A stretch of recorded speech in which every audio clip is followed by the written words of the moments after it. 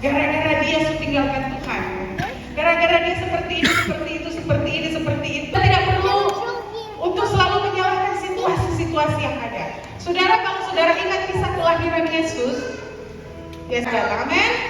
Karena Tuhan selalu lihat ke depan. Waktu kasih Allah itu turun ke dunia itu, dia selalu lihat ke depan.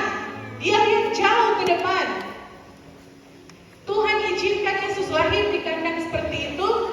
Tuhan sudah tahu ke depannya. Ini adalah standar yang paling rendah. Biar orang-orang akan selalu merasa bahwa kita harus merendahkan hati kita. Tuhan kita saja lahirnya di kandang. Puji Tuhan kita masih lahir di rumah sakit. Belajar lihat jauh ke depan. Kadang situasi yang ada memang tidak enak ya kami ya. Saudara adek. Jadi ini konsepnya ya. Jadi orang pulang waktu itu kan 4 tahun lalu kalau nggak salah. Pas orang pulang, pas hari saya ingat itu ibadah terakhir di sini, terus lockdown. Jadi itu ibadah terakhir di sini. Saya khotbah kalau nggak salah juga. Jadi kami stuck di Bali di yang ada kakak ipar, om juga. Kami tidak bisa pulang lagi ke Makau karena tutup. Dan kita tahu kapan buka lagi.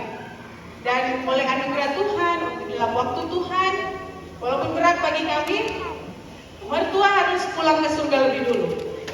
Padahal yang dipikirannya mertua datang lihat orang tua di sini karena so tua. Ternyata itu terakhir buat dia juga. Ya setahun berikutnya kalau saya tidak salah, mama saya yang dipanggil Tuhan. Ya kalau mau menyalahkan situasi-situasi, aduh kalau begitu nggak datang. Supaya cuma di Makau, soal begini, begitu. Tapi saya belajar juga dari teman ini. Kadang situasi Tuhan izinkan ada di situasi yang tidak enak, saudara.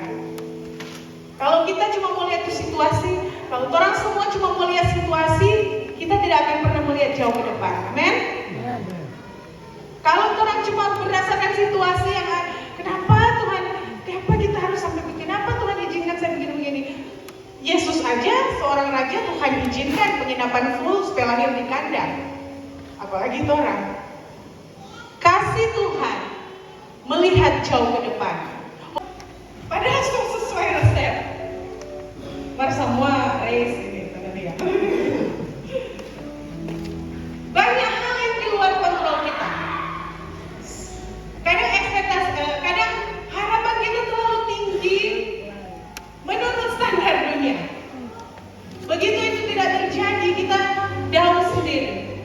Tapi sebenarnya bagi kita anak-anak Tuhan, Yesus datang supaya kita beroleh hidup yang kekal. Kita ada kekekalan. Pikirkanlah hal-hal yang berhubungan dengan kekekalan. Jadi waktu hal-hal yang tidak sesuai dengan apa yang kita rancangkan, apa yang kita harapkan itu terjadi tidak sesuai, kembali lagi switch otak kita. Saya punya hidup yang kekal. Amen. Saya ingin punya kehidupan yang lebih panjang dari apa yang ada sekarang. Saya tidak perlu terlalu stres. Ya memang stres ada. Kami juga sebelum datang so sakit, so ini, so itu, so stres tingkat tinggi. Tapi kami belajar. Hidup ini berhubungan dengan kekekalan. Dan itu akan membuat hidup terasa lebih ringan, saudara. Kadang hidup terasa begitu berat. Karena banyak pikiran, bukan kadang, selalu kan. Belum selesai, harapannya seperti ini. Ini Natal, karunia terbesar, tanggal 25 Desember 2023 harusnya menjadi mujizat yang baru buat kita, amin? Ada mujizat yang baru buat kita.